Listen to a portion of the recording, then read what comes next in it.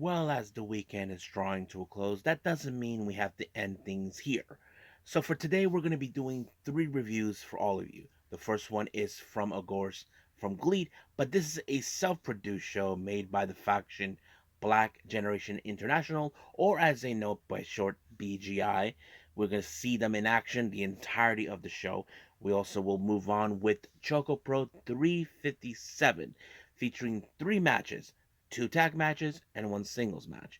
And then we move on, of course, with more of Fantastica Mania 2024, featuring, of course, the New Japan talent collaborating with their counterparts with Mexico CMLL. Then we cap it up with some news updates with the promotions on their upcoming events, such as GCW, MLW, Pro Wrestling, EVE, and of course, Tokyo Yoshi Pro Wrestling. So, let's get ready for another episode of the Deleted Wrestle Zone.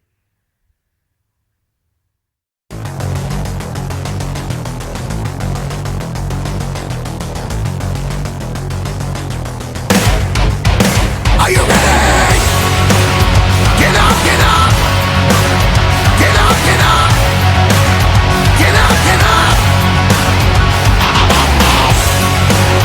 Get up, get up! Get up, get up! Get up, get up!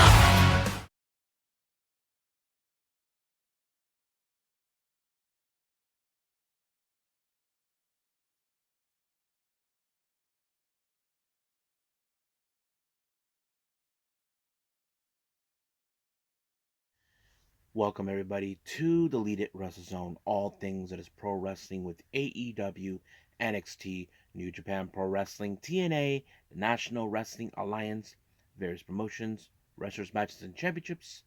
I am your host, J-Rod here. So, if you are new to the channel, welcome. This is the channel where we do a lot of pro wrestling reviews from various promotions, not only here in the United States, but also in Japan, Mexico, Canada, Europe, the UK, anywhere in the world where pro wrestling is not as big, but it continues to grow. We also do discussion videos such as the wrestlers themselves, the promotions, factions, storylines, whatever we want to talk about. We also do more news updates. If I'm unable to put it on this episode, I can put it on a separate video by itself.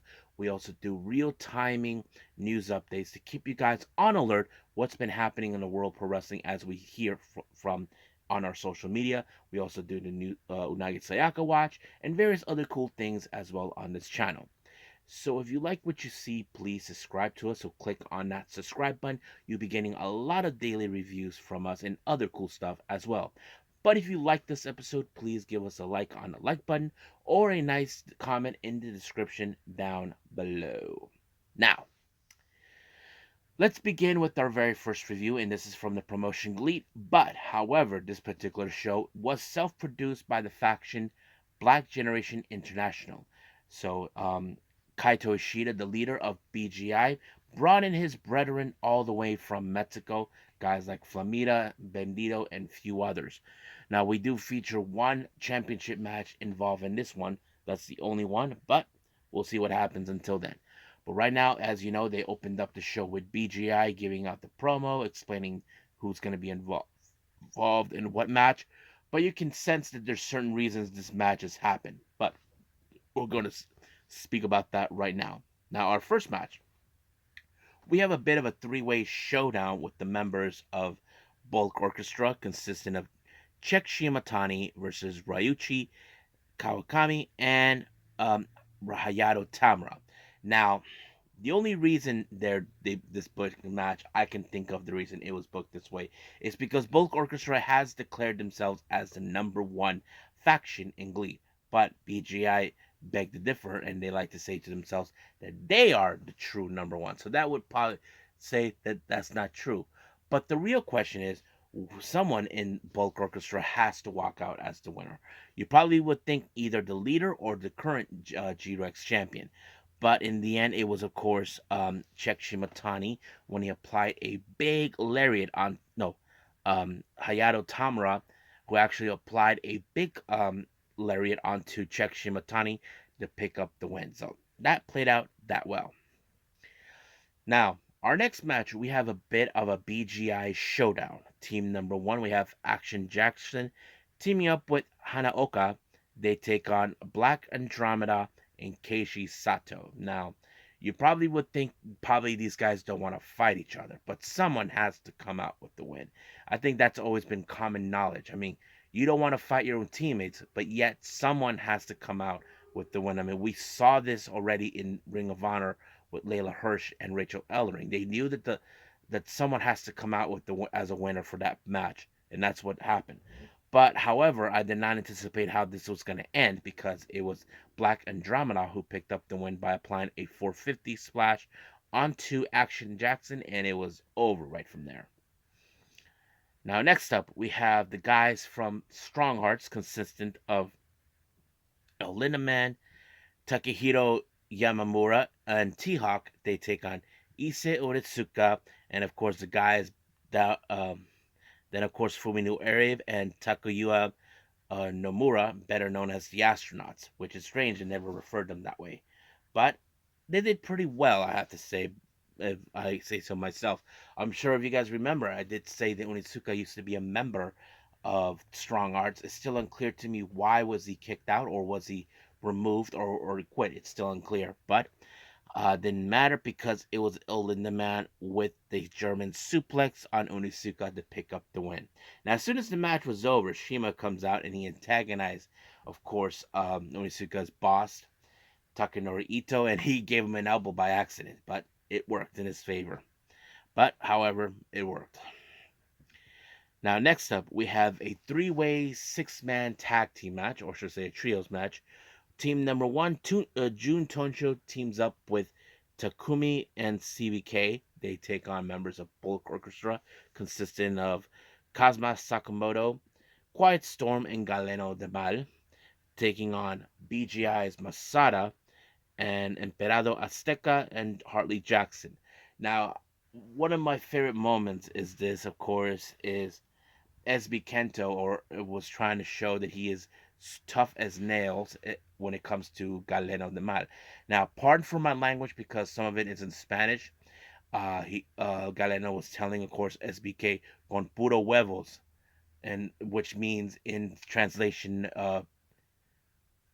with pure balls. Basically, he's telling him, "Come on, hit me with with some balls," like being tough. And he wasn't doing that.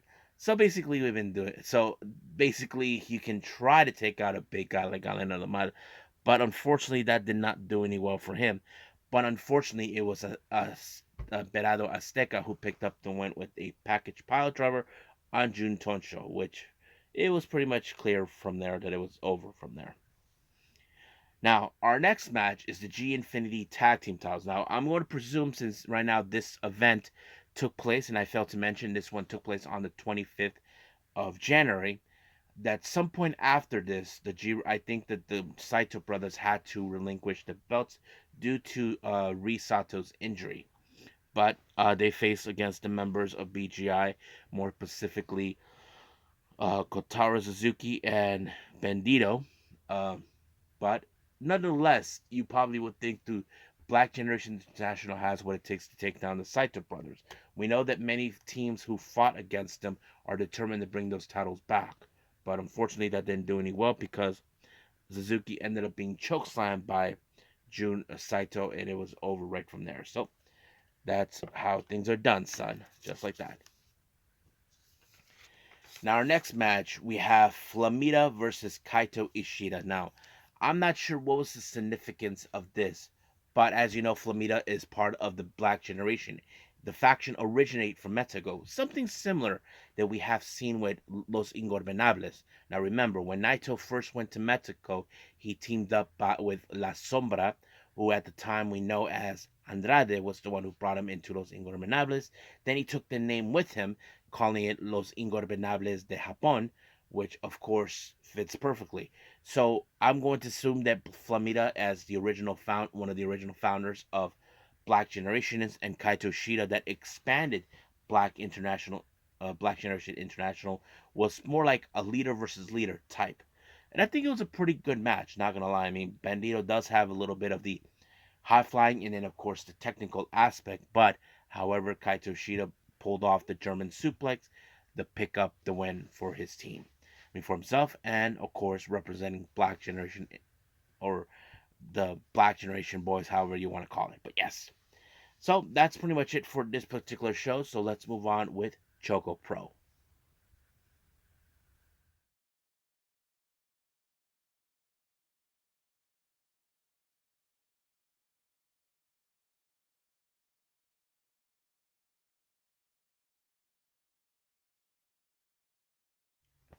Okay, ChocoPro is back. It's been gone for maybe 2 weeks or so, but I'm happy. I love watching ChocoPro. If you guys haven't seen ChocoPro, go see it right now. So go on YouTube, go type in "Got to Move Pro Wrestling," and that's where you can find all their shows. They're really fun to watch, guys. Trust me, you will don't want to miss it. Now, Emi Sakura, as you know, opened up the show for everybody, giving the greetings and, of course, giving the lowdown on the matches in question of the show. So, let's get started. Our first one is one of two tag matches. We have Nonaka Seto teaming with Antonio Honda to take on Masahiro Takanashi and Emi Sakura.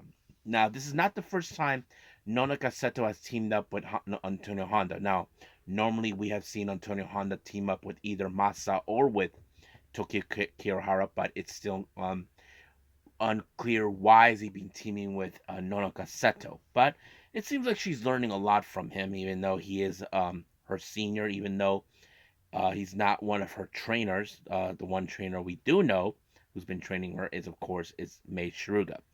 But nonetheless, Nonaka Seto can hold her own, and not to mention she does have the fighting spirit on her side all the time. She has that fighting spirit. No matter what happens, she keeps on fighting. But unfortunately, that did not do any well because she ended up in the Mahestral by Emi Sakura and picked up the win. But I'm sure it's only a matter of time until she gets her first win. Get that feeling like she had with her big sister Miya Yatsuba.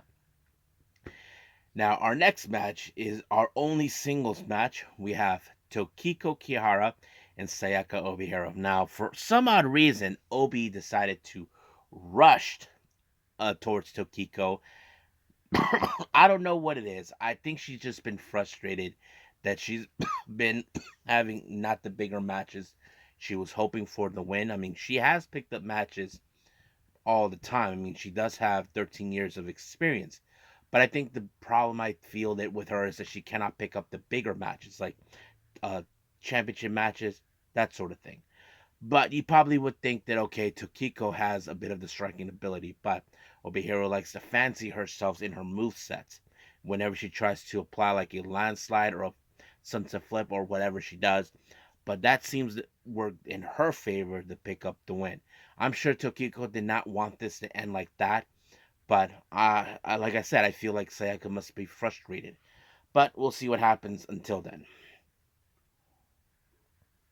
Now, our last match, we have Sawada Kamen teaming up with Sayaka to take on the Best Bros, Mei Shuga and Balanaki.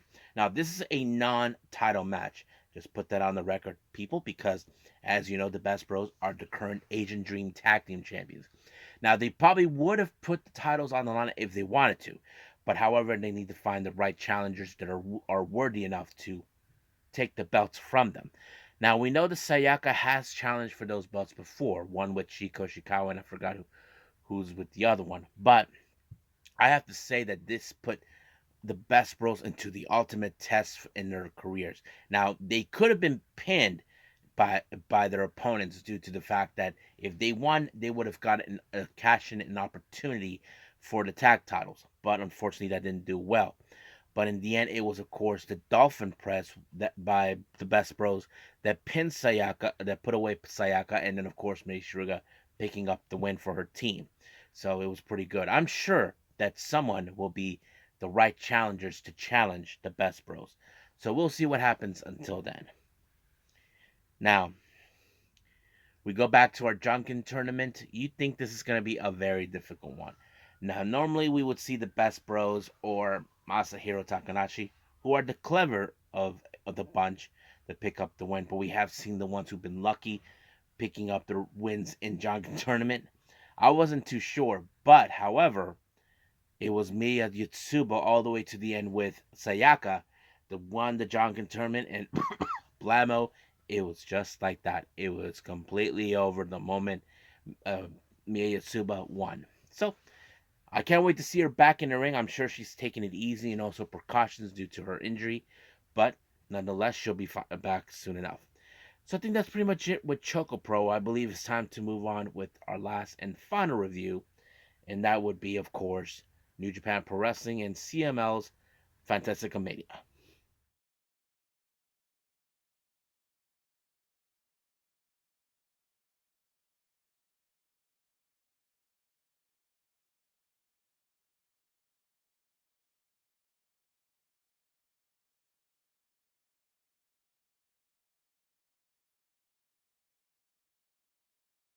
Okay, as we continue with more of Fantastica Mania, the collaboration between New Japan and CMLL, I have to say it's getting exciting and more fun to watch these matches. Now, our first match, we have Yo, Tiger Mask, and Super Kokeshi II taking on Pegaso, Ryosuke Taguchi, and as they say in Spanish, El Presidente Hiroshi Tanahashi. Yes, folks, that's how they were. The Spanish and ring announcer was saying it. I mean, there's nothing wrong with it. I mean, it sounds pretty cool if you think about it. But I have to say it was a pretty good match. Not to mention there's no baseline stories coming in from this one.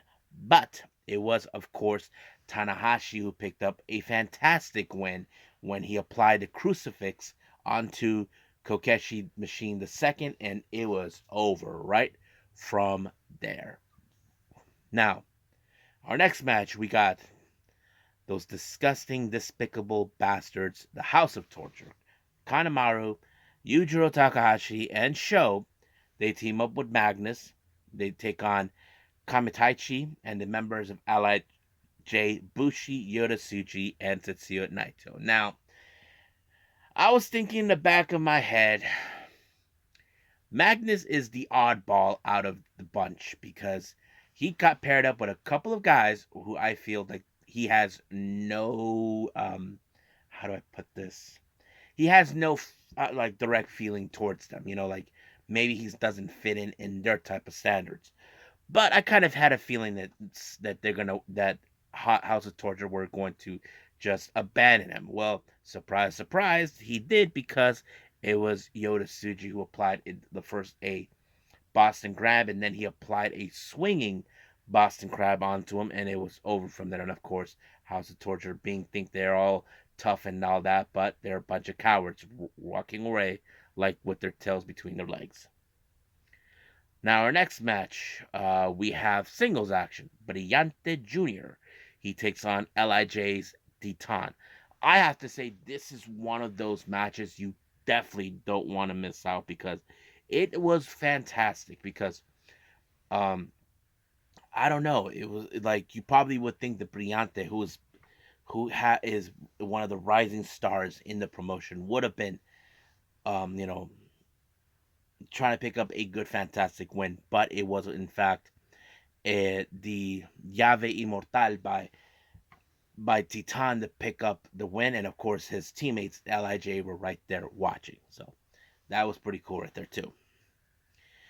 Now our next match we have Doiki Okumura and Hechiseto. They take on Musashi, Dark Panther, and Atlantis Jr. Um, of course, we have seen Hechiseto, a fantastic submission specialist. I mean, he's like I like to say he could level up in the same kind of style as Zack Sabre Jr. if we wanted to. But man, it's fantastic. But it was Black Panther who picked up a fantastic win with his technical submission onto Okumura to pick up the win, and it was great to see it. Now, however, Atlantis Jr. is the current historic welterweight champion. He will be defending his belt against Hechiseto. So basically, Atlantis is telling him, we may have beat you today, but I will beat you in our title match. So I don't know if I'll be able to see that one, but I would love to see it. Now, our next match, we have Stigma, Máscara Dorada, and Desperado and Místico taking on Defunto, Francesco Cara, Snuka Jr., and Ultimo Guerrero. So this is going to be a really interesting match. I have to say, I like this quartet: Stigma, Máscara Dorada, El Desperado, and Místico. I think they're fantastic. I like this team for some odd reason. I feel like they were the ultimate super group, But they're facing against Francesco Cara and then, of course, Ultimo Guerrero. You probably would think there's going to be some pretty good spots. But, however, it was El Scandalo Driver by Stigma that picked up the win when he put away Defunto. I'm like, okay. I don't know much about Stigma, but he seems like he's a guy who is someone I definitely got to look into. But, yes. Now, our next match, these two guys have been removing their mask recently. One take off the other take the other one. We're talking about Soberano Jr. and Templario. Now, the last two shows, we saw Soberano Jr. take off Templario's mask, and then the last one we saw Templario take off Soberano's mask. So it became like a bit of a feud. You probably would think they're gonna go all at it. Yes, I have to say they did. They did not hold any punches, but unfortunately, it only took two drivers by Soberano Jr. to put away Templario and pick up the win. So I have to say it was a pretty good match.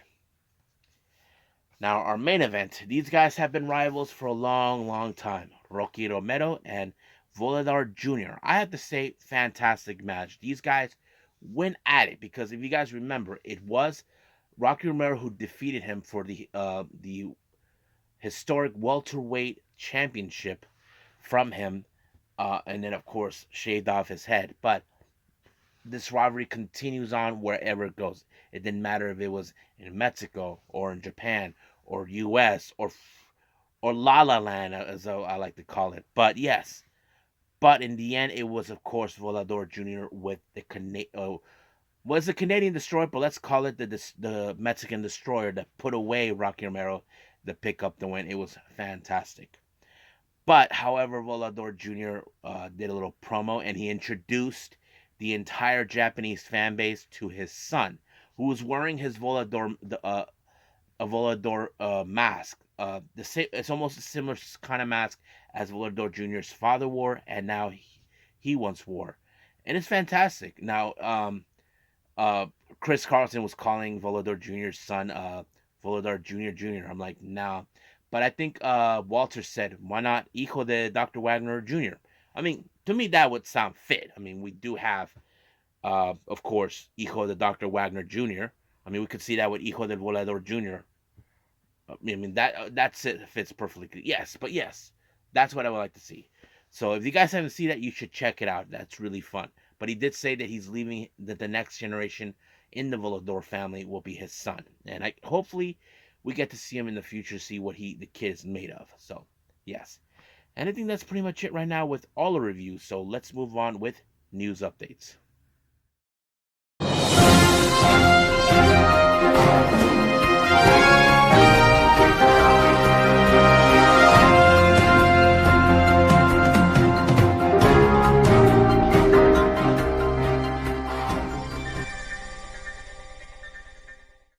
Okay, welcome to our news update. So today we're going to focus on updates with the promotions.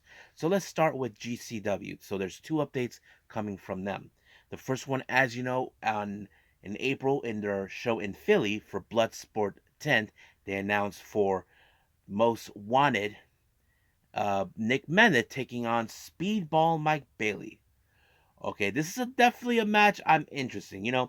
I'm always been curious about Bloodsport event, this show Bloodsport every year. I can't wait to see what's gonna happen. So it's gonna be fine. Now they announced for their upcoming show in April later on the 20th for their upcoming show in LA back at the UCC. That's gonna call How High. If you guys ever seen the movie How High by Redman and Method Man, a bunch of guys who smoke weed to go to college and they end up going to Harvard. That's the same kind of concept. So really fun to watch. Now, recently, MLW has been bringing surprises for everybody. In their much recent show, they announced that for the intimidation event, that takes place on the 24th of this month, we have AJ Francis, and he's now officially a member of the World Titan Federation. So yes.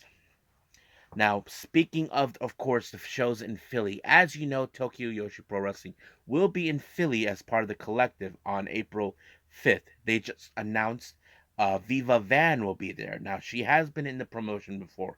Now, recently, Viva Van has often spoke about which promotion she would like to join full time in Japan, either Tokyo Yoshi Pro Wrestling or Stardom.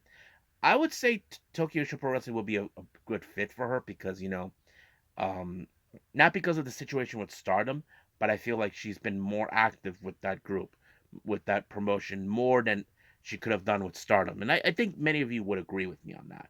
I mean, look, not to take away with Stardom what's been happening now, but I feel that she's been more active with Tokyo Pro Wrestling. I think that's where she needs to be, and I've been thinking about that for a little bit. But yes, so I think that's pretty much it for that. So let's move on to our last thing.